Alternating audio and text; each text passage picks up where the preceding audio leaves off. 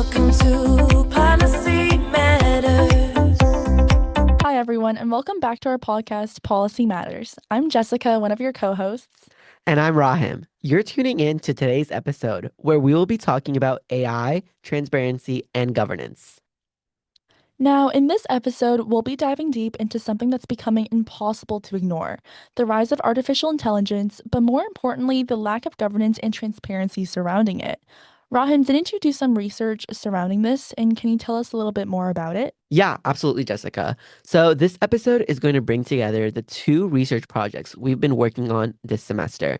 My project centered on AI transparency legislation in New Jersey and the risks of opaque, unregulated AI systems, including things like biased training data, deepfake deception, and manipulation that can violate people's autonomy, dignity, and in some cases, even their safety. That's super interesting. My project was focused on digital political advertising, regulation of federal campaigns, and how to enhance further transparency on digital platforms. With our two projects, we've sort of created this shared area of interest that we will be talking about in today's episode, which is AI generated political content on social media. Yeah, absolutely. And before we jump in, we want to ground this conversation in something we've talked about a lot in the past, which is our personal justice frameworks. The importance behind our personal justice frameworks comes from how we as individuals evaluate policy, even when we don't realize it. Jessica, what's your personal justice framework? So, my personal justice framework is something I call clarity centric utilitarianism. To me, the best public policies are the ones that maximize overall well being by improving the clarity, accessibility, and transparency of information.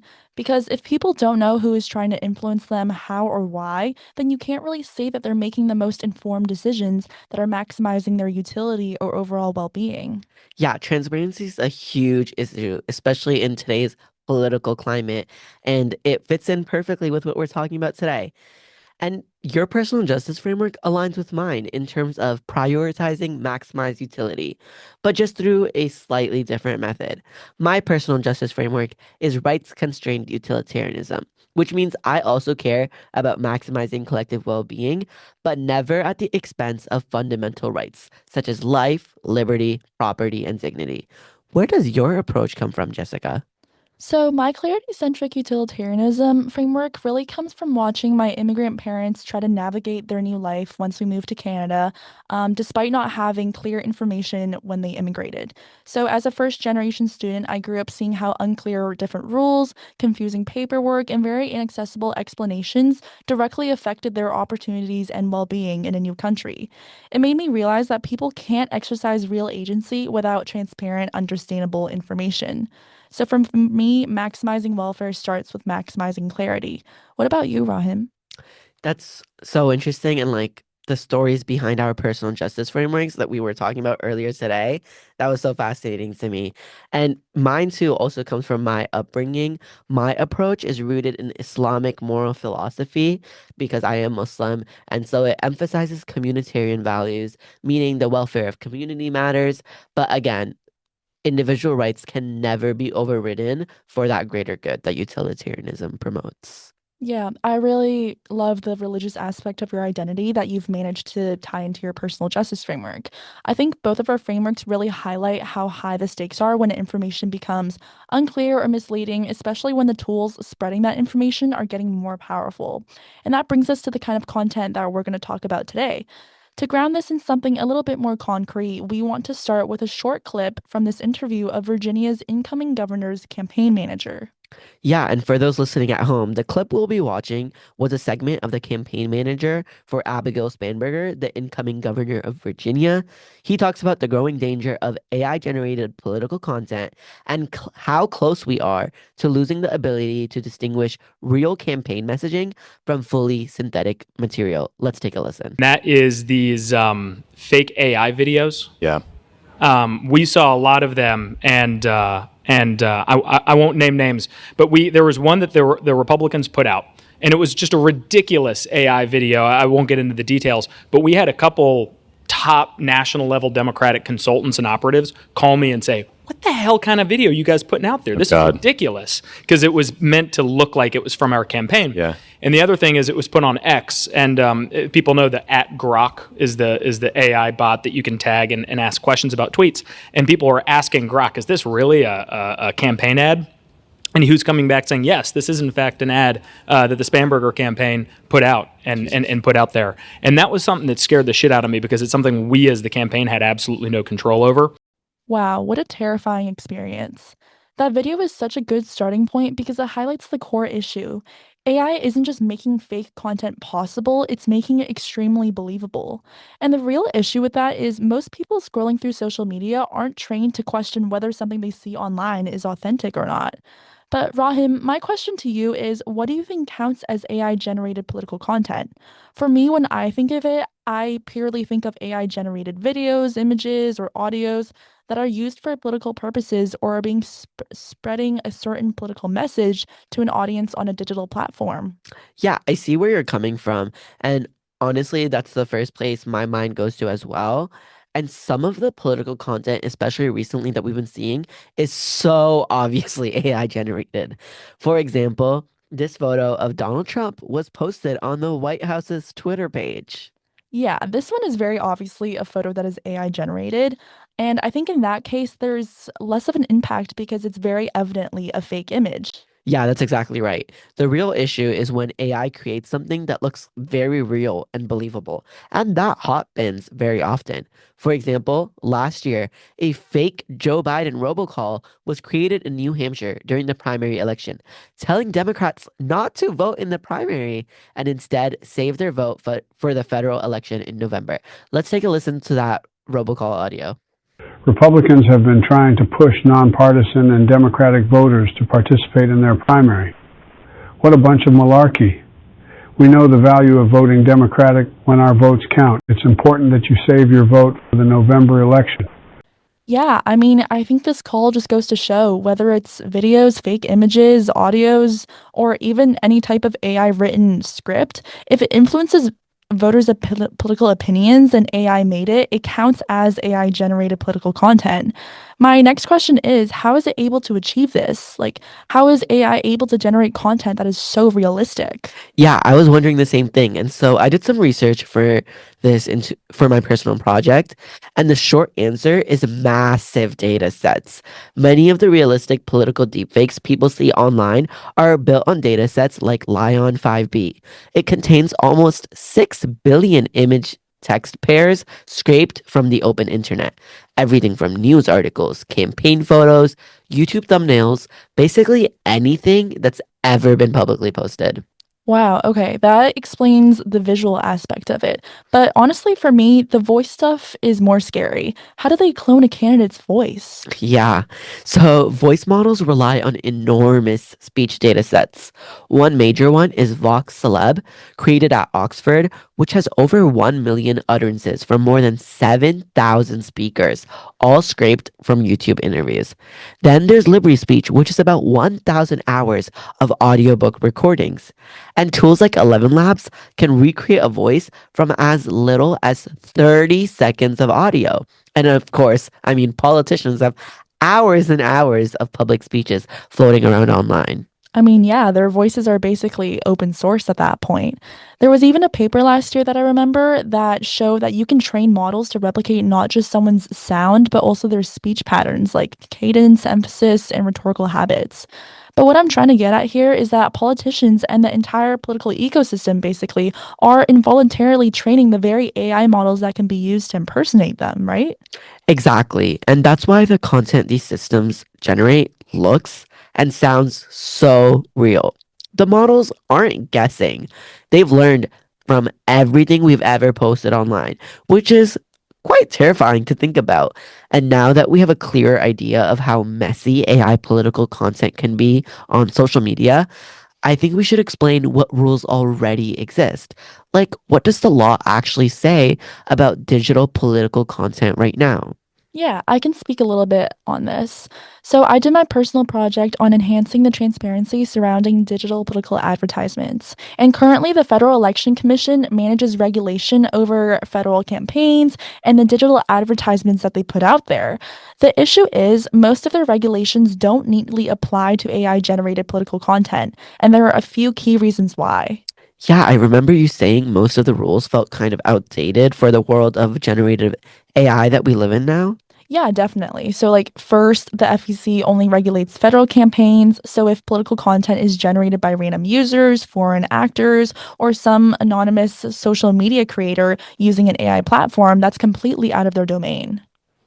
And second, the FEC rules never mention AI, like not once. They're written for very traditional ads that exist on digital platforms, not synthetic content created by models that didn't even exist when the rule was written. Right, so like the law just assumes a human wrote the ad. Yeah.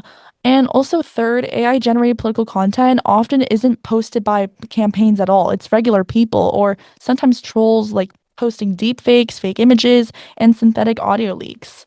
None of that falls under federal campaign disclosure rules. And the biggest gap is that the FEC rules apply only when the ad is paid.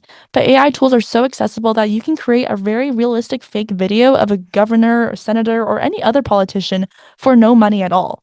There's no ad buy, so the FEC can't touch it. So basically, Jessica, what you found in your research, it only applies if a campaign pays for an AI generated attack ad, but practically 99% of AI political content online isn't paid for and isn't from campaigns, as we saw with the Abigail Spanberger campaign. I mean, yeah, pretty much, which is why we have to look at other ways to deal with all of this AI generated content directly. What current regulations do you know of, Rahim? I mean, there's one big one that everyone talks about, which was the Take It Down Act. It was passed in May 2025 on the federal level, and it was actually inspired by the massive spike in non-consensual deepfake sexual content. The goal of the Take It Down Act was to criminalize the posting or threatening to post non-consensual deepfake intimate imagery and force platforms to remove that content quickly. It was pushed by First Lady Melania Trump, among others, and is the first major federal law with deepfakes actually written into the text. That doesn't apply specifically to political AI generated content, though, does it? No, it doesn't. So, when it comes to directly covering AI generated political content, several states have started passing their own targeted rules. For example, Minnesota passed a law that makes it illegal to distribute a deceptive deepfake of a candidate within 90 days before a primary or general election, especially if it's meant to injure the candidate or mislead voters. It's one of the strictest, and it explicitly addresses AI manipulated audio and video. Right, and I believe Michigan also recently joined this trend.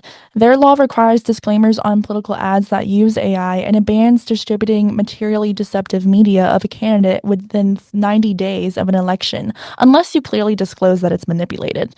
So now you've got at least two states out of 50 using that 90-day standard, I guess. Yeah, exactly.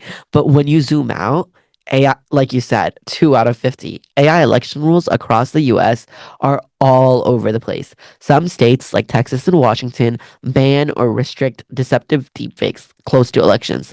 Others allow AI generated political content as long as there's a disclaimer. Some only regulate deepfakes targeting candidates, not issue based misinformation. And I mean, plenty of states don't have any laws at all. What we have currently in the US is a patchwork.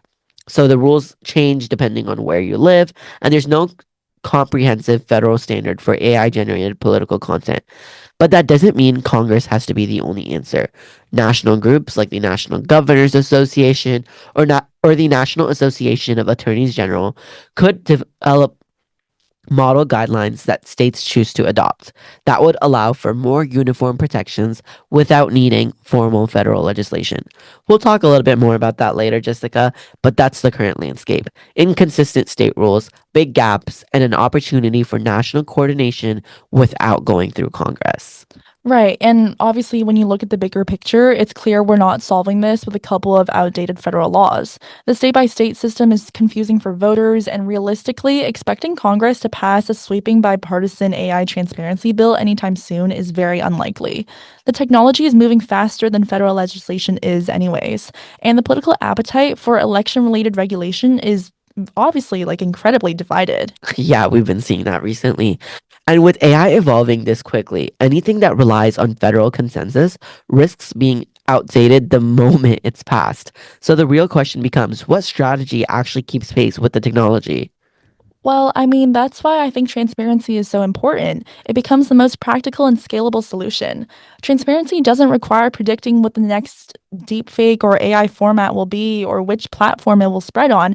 Instead, it creates a foundational expectation that if AI is being used to generate political content, voters should know that upfront. Yeah, and so that's why when we were brainstorming this, we're thinking about transparency as the ideal tool to regulate because it gives the public visibility in an information environment where AI is blurring the line between authentic and synthetic. And it allows states to respond faster and more flexibly than Congress while still building towards a broader national standard over time. Exactly. And so that's why transparency is at the center of our recommendations because it empowers the public, it respects political speech, and it's one of the few regulatory approaches that can evolve as quickly as the technology itself. So, with that foundation in mind, we want to move from identifying the problem to really outlining those solutions and those concrete policy steps that enhance transparency rather than attempting to restrict technology outright.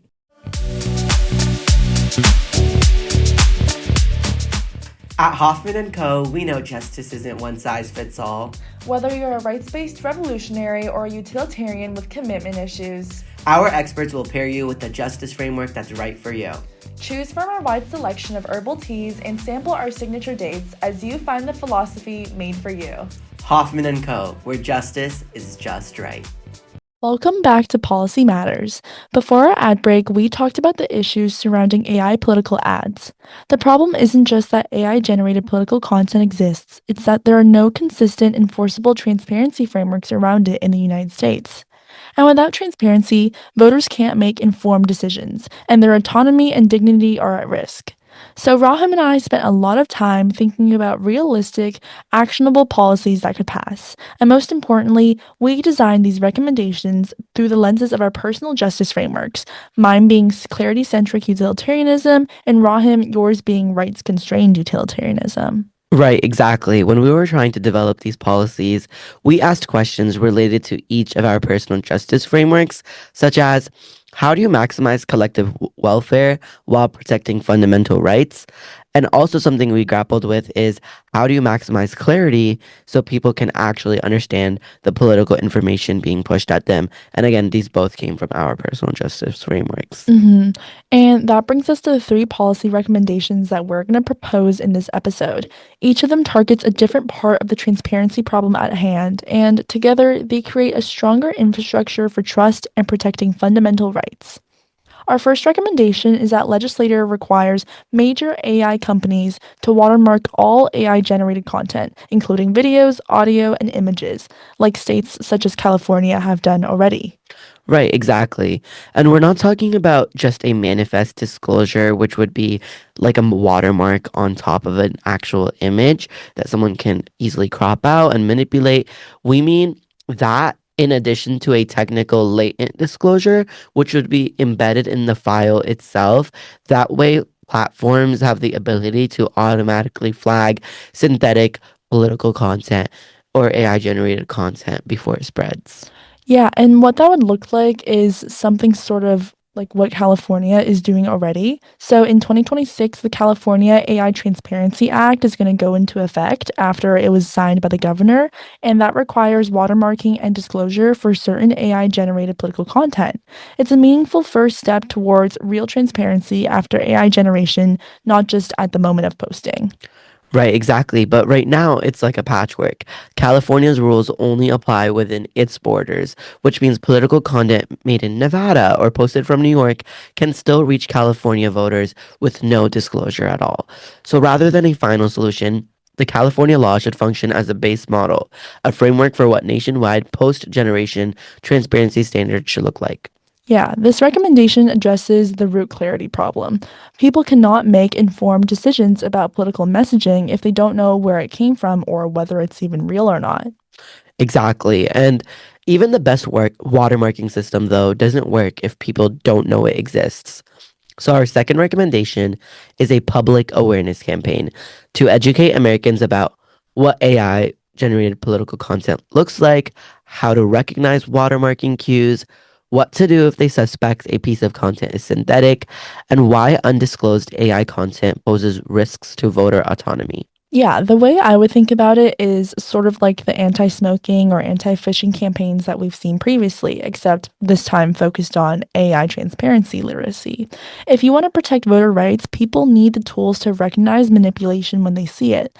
The specific program includes short PSA videos on recognizing AI-generated political content, public guidance on how watermarking works, a reporting channel where voters can flag suspicious political media, and collaborations with social platforms to display how to verify authenticity prompts during election season. Yeah, exactly. That's the only really way that this can work. And our third recommendation focuses on transparency from AI companies themselves. And again, this is modeled based on California's law that was passed in 2026. We propose requiring companies whose models can generate political AI content to publish documentation about the types of training data used to train or fine tune these models. And to be clear, we're not asking companies to publish proprietary data sets. We're asking for the categories of data. For example, are they using news articles? How many? Open source political speeches, YouTube transcripts, public forums, things that is already publicly available, but just knowing which specifically they're using so that we could further regulate them in the future. And this matters because the data that trains a model determines the biases it might replicate. So, if your model has learned political tone, persuasion styles, or rhetoric from skewed data sets, it can unintentionally influence voters in ways that aren't entirely transparent. Right, exactly. The data is what leads to the output. And from a rights perspective, voters deserve to know whether the political content they're seeing was shaped by opaque or biased data sources. Yeah, so the final question to ask here is how do we actually get the policies adopted? We need to talk, frankly, about feasibility because recommendations aren't helpful unless they actually have a good chance of being passed. Right, the difficult part. And this is where political developments matter. Jessica, isn't President Trump taking a hard line against slowing down AI development? Yes, for sure. President Trump has emphasized that the US needs to accelerate innovation in AI to stay competitive with China, and that he's been resistant to anything that looks like federal overregulation. In fact, he also wants to remove red tape and onerous regulations. So, realistically, the current Republican administration is not likely to support new federal oversight on AI, especially transparency tools that could be portrayed as burdens on tech companies. That's not speculation, that's consistent with both the administration's public messaging and also congressional gridlock.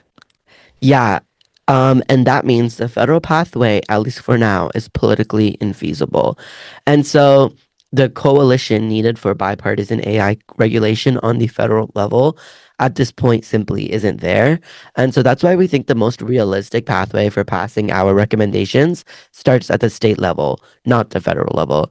The federal landscape is gridlocked, but states have already been experimenting with AI transparency laws like we've seen in California, and there's room to streamline them. I think that's also especially where national organizations can come in. We can recommend working with the National Governors Association to help develop model state legislation based on our three recommendations. That way, states can voluntarily adopt aligned, consistent rules, creating a uniform transparency framework without needing Congress. Right, and that's our priority strategy. If states can come together and converge around similar standards with the National Governors Association coordinating, we can get clarity and protection for voters much, much faster. And we have a specific strategy for doing this. We would draft a model AI Transparency Act based on our three recommendations, including watermarking standards, disclosure requirements, and public education funding that we talked about. And then we would bring the draft to the National Governors Association for harmonization and endorsement. And then we would encourage states to adopt the Model Act voluntary, similar to how states have adopted other uniform codes. And then we would offer implementation support, technical toolkits, sample language, and partnerships with state universities who are doing this groundbreaking AI research. But hypothetically, if a window of opportunity opens in the future where passing AI transparency laws on the federal level does become more likely, then there is a federal plan that could be tried. We could work with the president's legislative affairs team, meet with members of Congress who have already supported tech regulation bills, such as the sponsors of the Take It Down Act, and engage their chiefs of staff and legislative directors. Right, exactly. And we could support that with a public facing campaign as well, with op eds, white papers, and educational outreach that could build momentum on Capitol Hill. Yes, but for right now, the main feasible path in this political environment is still state level alignment.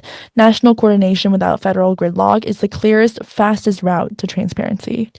And to really ground this conversation in what's happening on the front lines of AI governance, we wanted to bring someone who works on these issues every single day, a global policy expert. Exactly, because everything we've talked about, such as transparency, oversight, responsible deployment, those aren't just theoretical ideas. Those are challenges real organizations are wrestling with right now. So with that, let's take you straight into our conversation with global policy expert at Credo AI, Akanksha Ray. Today, we're incredibly excited to be joined by Akanksha Ray, a Duke alum and the Director of Global Policy at Credo AI, one of the leading companies shaping the future of AI governance. At Credo AI, Akanksha works at the intersection of technology, policy, and ethics, helping major organizations adopt AI in a safe, transparent, and responsible way. Credo AI builds tools and advisory systems that allow companies to evaluate and manage the risks of AI, everything from security and privacy issues to compliance with emerging global regulations. Their platform essentially acts as a centralized hub where teams can oversee all their AI systems, from the models they use to the datasets and vendors behind them. Akanksha's work ensures that as business scale AI, they're doing it in alignment with legal standards, industry norms, and their own organizational values. Akanksha, welcome to our show. Thank you for having me. Absolutely. So just to get started, can you tell us a little bit more about your role at Credo AI, and especially in a world where AI is constantly evolving? Absolutely. As director of global policy at Credo AI, the company itself is focused on building what we call enterprise grade AI governance platforms for, generally Fortune 2000s around the world. So how are, the world's biggest companies really tackling AI governance at scale, especially as the policy regulatory landscape is evolving so quickly? So a lot of my role is to understand what regulators are writing and how that turns into operational controls or actions that companies can take to fulfill regulatory requirements.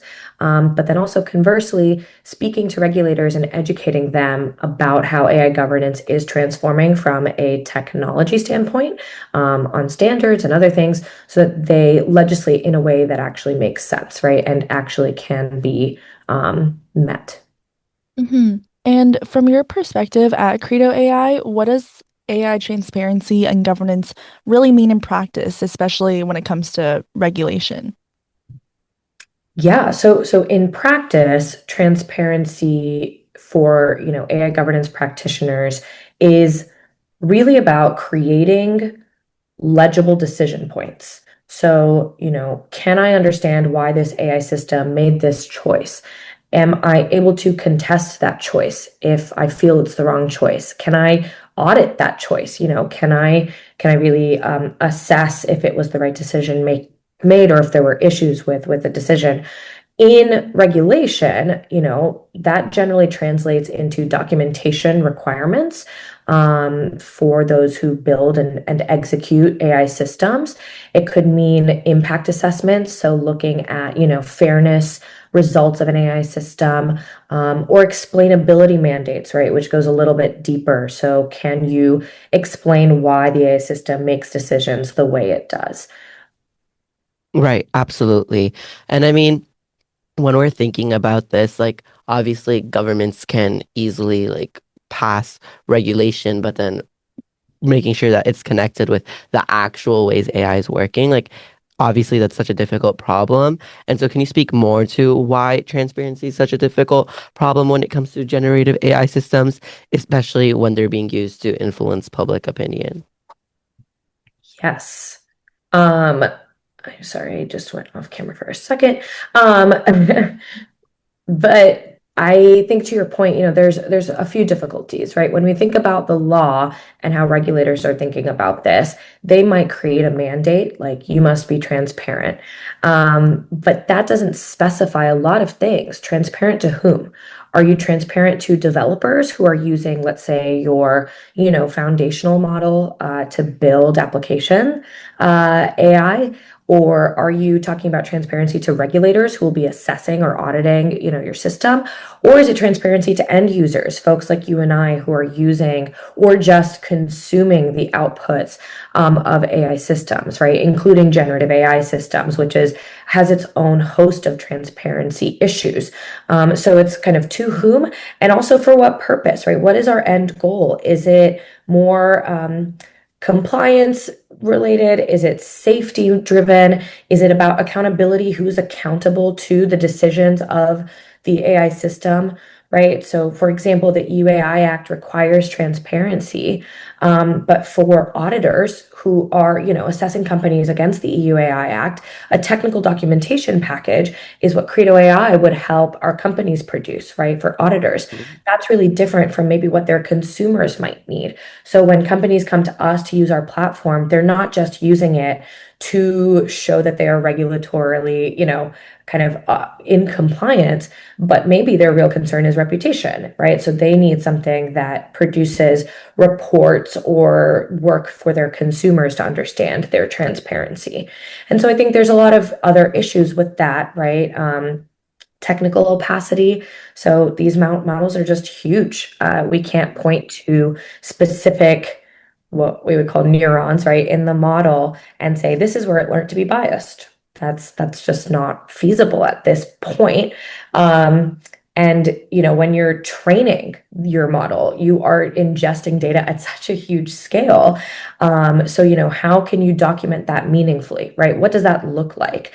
And there are a lot of capabilities that we're still learning about the technology having. They can surprise us every day. It's really hard to be transparent about those capabilities that you didn't know about, right? And so oftentimes when we think about this from a legal or regulatory perspective, we really look to the standards community and technical standards being developed that are aligning best practices to inform law, because law can be a heavy mandate that misses some of these kind of evolving, questions. And when we talk about public opinion, we're talking about feedback loops, amplifying this.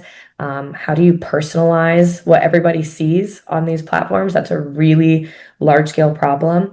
And to my earlier point, attribution. So, who's responsible when it's a blend of AI and human generated content?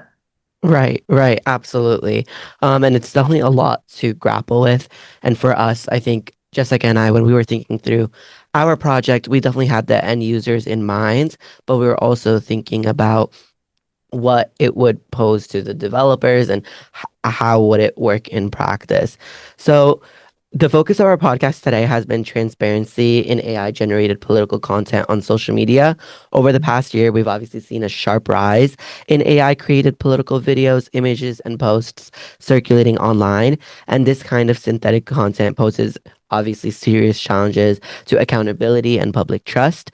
And in this episode, Jessica and I have been exploring how we can create policies that strengthen transparency surrounding AI generated political content and help the public, so the end users, understand when political content has been influenced or fully created by AI. So our first starting question would be, when you look at the current landscape of this political content that has been generated by AI on social media platforms, what do you think concerns you most from a governance standpoint? Yeah, I mean, it really is a huge issue. And I think the true reason is that we're looking at, not the individual deepfakes, let's say themselves, but we're talking about like a collapsing of the trust in this broader ecosystem. We lose what the kind of needs of democracy really are. We're seeing voters, if we're talking about, political content, make important decisions based on fabricated speeches or videos, fake endorsements, right? We're like manufacturing public opinion, and people with the power to do so can do it for themselves. So it's a big issue, I would say. And I think that speed is of that distribution or kind of spread of the disinformation is happening at a way that's outpacing the ability to correct it. Absolutely.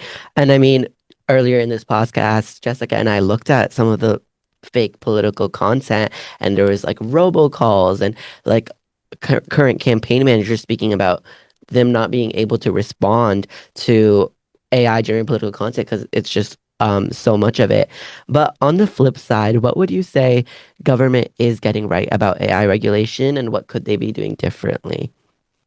Yeah, I think sometimes we think of regulation as like, a way of increasing mandates or burden to slow things down. And I think when we talk about, combating some of the harms of AI, the role of policy can also be to amplify how we tackle this from, let's say, an education standpoint or an awareness standpoint, right? So policy that is driving more investment into education on how AI systems work or AI content is a really important way to up level just citizen awareness, right? Of AI generated content, how to track it, how to engage with it, the same way that as discourse kind of moved to social media in general, or we started using the internet, we've had to learn oftentimes in classrooms or just through educational fora how to kind of operate on that new landscape.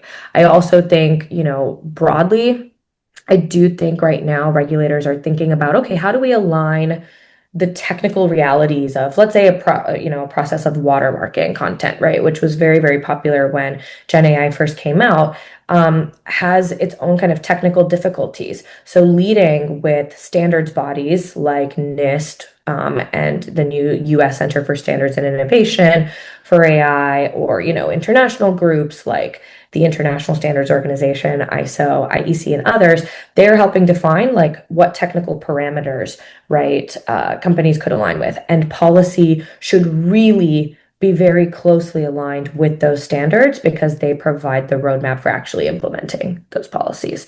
So I think that is happening, but I do think that, government regulators could move faster on standards. We need to invest a lot more resources there and really thinking about bridging the implementation gap. I mean, I do this every day, sitting down with policymakers and saying like, hey, you're writing the laws, and it's really, really difficult to, right? Because no one is just a full-time domain expert, but they need to know what kind of real regulatory guidance should be attached to a policy or a law, and what kind of safe harbors make sense. What are the technical requirements that people can take to actually, comply with those things.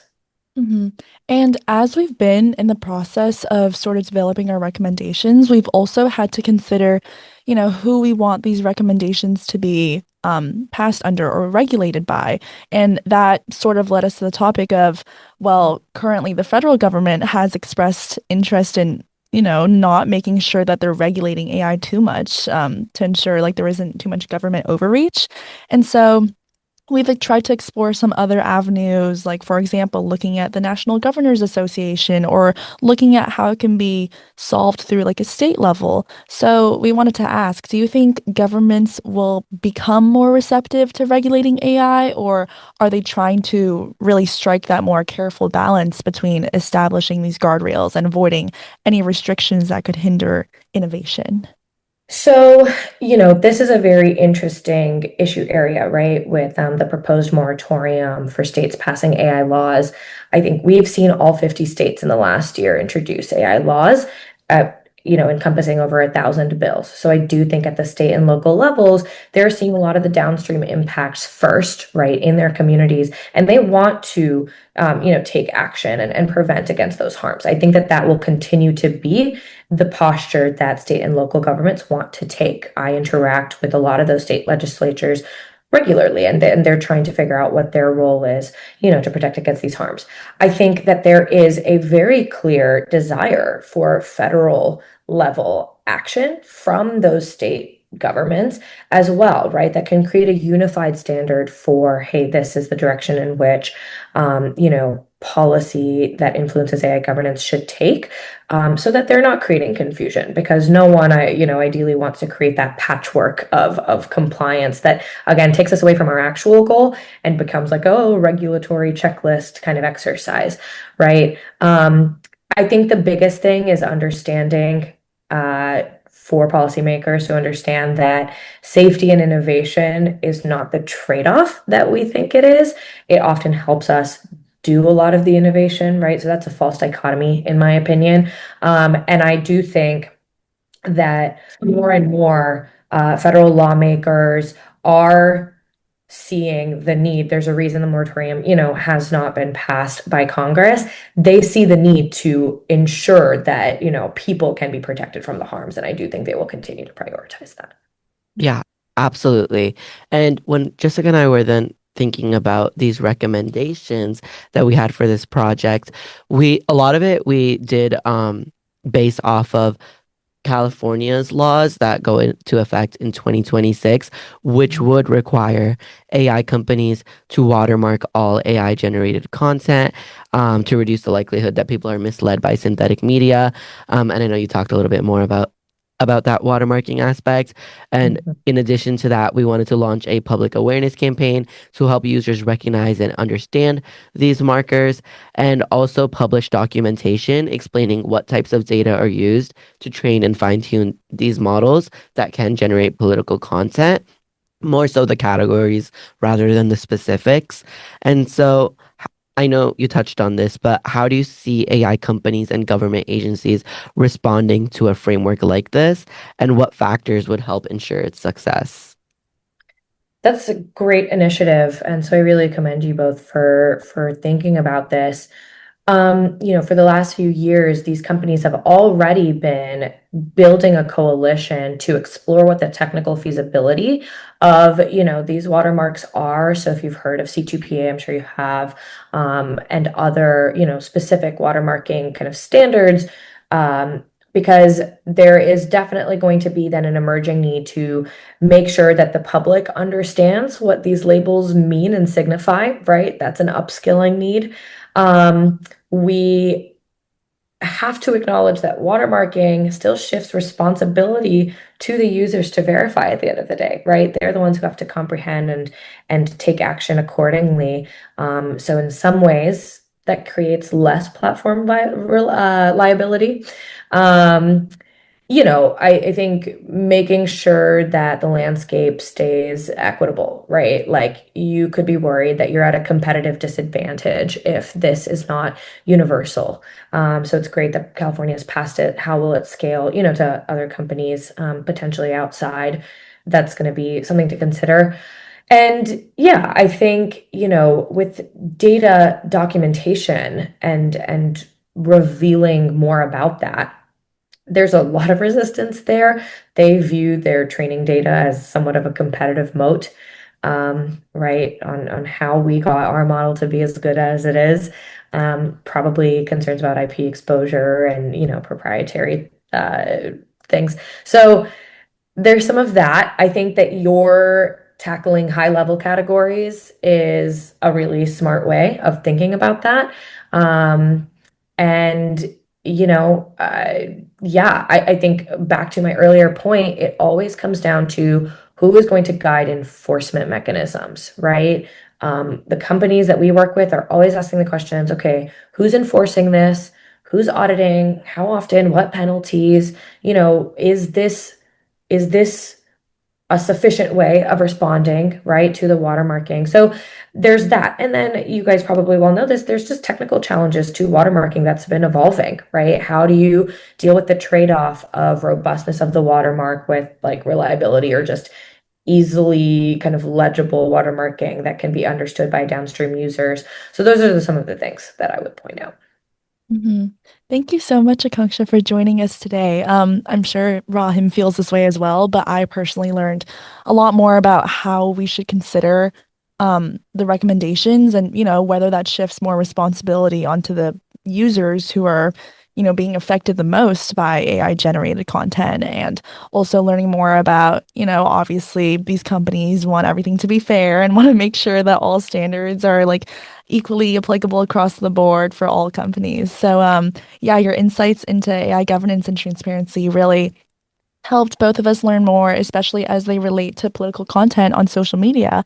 And they've added, I'm sure, a lot more depth into our conversation and our overall podcast episode today. So, thank you so much. Thank you for having me. It was a lovely conversation. That was such an insightful conversation with Akanksha. But of course, with any policy proposal, especially ones involving technology and regulation, there are important counterarguments we should consider. Not everyone agrees that rules like mandatory watermarking or training data transparency are the right approach.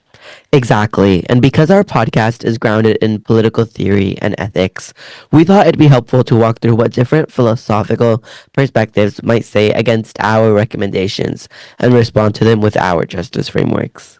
So let's start with libertarianism. And among all these critiques, I personally believe that the libertarian challenge may be the most influential in today's political climate, especially given resistance to federal tech regulation. So we wanted to take it seriously as the best counterargument when evaluating transparency policy. A libertarian perspective would probably argue that our recommendations represent government overreach.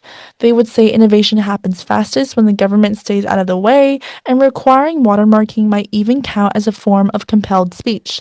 They'd argue that tech companies shouldn't have to disclose anything about their training data because it threatens competitiveness or intellectual property. And ultimately, they would say that users, not the federal government, should be responsible for deciding what political content they trust.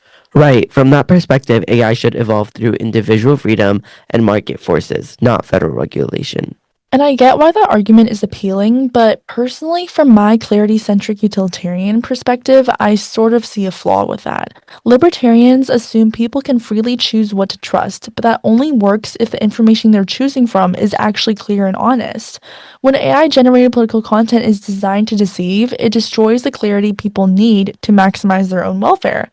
So transparency rules aren't replacing people's freedom, they're making that freedom meaningful. Without clarity, the free market of ideas becomes a rigged market. Right, and from my rights constrained utilitarian perspective, I see a similar issue. Libertarians are right that freedom matters, but they assume any regulation automatically threatens that freedom. For me, the real question isn't whether regulation limits choice, it's whether the absence of regulation allows people's fundamental rights to be harmed. And AI generated political deception does exactly that. Deepfakes can violate voters' rights to informed consent, personal autonomy, and meaningful participation in democracy.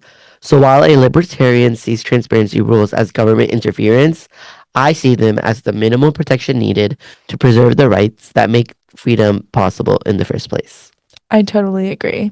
Another potential justice framework that could go against our recommendations is neoliberalism, a political philosophy that prioritizes market-driven solutions, competition, and limited government intervention as well. Right, someone using a neoliberal lens might agree that AI generated political content is a problem, but they may fundamentally disagree with how we're solving it with regulation. I think it's really important to recognize here that both markets and democracies fail when actors operate under this systematic deception. So if voters can't even tell whether something was created by a human or a model, they can't make free market-driven decisions that these neoliberalists want to talk about. We're empowering voters to make these free decisions through enhanced transparency and not necessarily making the decisions for them. Yeah, exactly. And I mean, Examining it from my rights concern utilitarian perspective, even if deception is efficient for some political actors, it violates basic rights to autonomy and informed consent. It's not just about outcomes, it's about what people are entitled to when participating in democracy. Hyper realistic political deepfakes don't simply persuade, they deceive. So requiring minimal disclosure is a rights protection and not speech suppression. And honestly, you could reframe these recommendations to fit a neoliberal lens instead. They could still be understood as pro-market infrastructure. Transparency now may reduce the need for heavier regulation later on. Wait, that's exactly right, Jessica, because history shows us time and time again that when emerging technologies disrupt political systems and the public loses trust, governments don't respond with light touch rules, they respond with emergency measures and bans. And so by establishing clear, minimal transparency guardrails now, we may actually prevent reactionary, innovation killing regulation in the future. Yeah, and put another way, transparency is the least intrusive regulatory option available. We're not banning AI generated political content. We're not approving certain messages and not approving others. We're not labeling certain viewpoints as dangerous or anything. We're simply giving voters the information they need to interpret content for themselves, which is exactly how markets are supposed to function. And that brings us to the end of today's episode of Policy Matters. We've covered a lot of ground, from the mechanics of AI-generated political content to the gaps in current regulations, our 3 policy recommendations, and of course, our interview with Akanksha Ray. Yeah, and what I hope listeners take away from this conversation is that AI generated political content isn't just a technological issue. It's an ethical one, a democratic one, and honestly, a human one. The way we choose to govern AI will shape how we communicate, how we understand each other, and how we participate in civic life moving forward. And the thing is, this is only the beginning. AI is evolving faster than any policy framework we've built so far, which means the responsibility is on all of us as policymakers, technologists, platforms, and users to push for transparency, accountability, and clarity. Yeah, and that responsibility can be scary. But as we talked about, transparency isn't just about restricting innovation or controlling speech. It's about protecting fundamental rights, supporting human dignity, and giving people the information they need to think clearly and be able to make informed decisions in this technological environment. We want to extend a huge thank you to Akanksha Ray for joining us and sharing her expertise. Her perspective really grounded this conversation in what's happening in the industry right now and what ethical AI governance looks like in practice. And we want to say a very special thank you to our professor, David Hoffman, who introduced us to these justice frameworks and gave us the tools necessary to develop ways of thinking and understanding policy issues from our own identities, which then led to our personal justice frameworks. And thank you to everyone listening. Whether you're a policymaker, a student, or someone just curious about how AI is changing the world, we hope this episode helped make a complicated issue a little clearer, and maybe even inspired you to think more critically about the content you see online. And if you enjoyed today's episode, make sure to follow us on our podcast page. Check out the links we've included and definitely keep an eye out for our future episodes. We'll be diving into more topics at the intersection of ethics, policy, and emerging technology. This has been Policy Matters. I'm Raahim. And I'm Jessica. Thank you so much for tuning in, and we'll see you next time. Thanks for watching Policy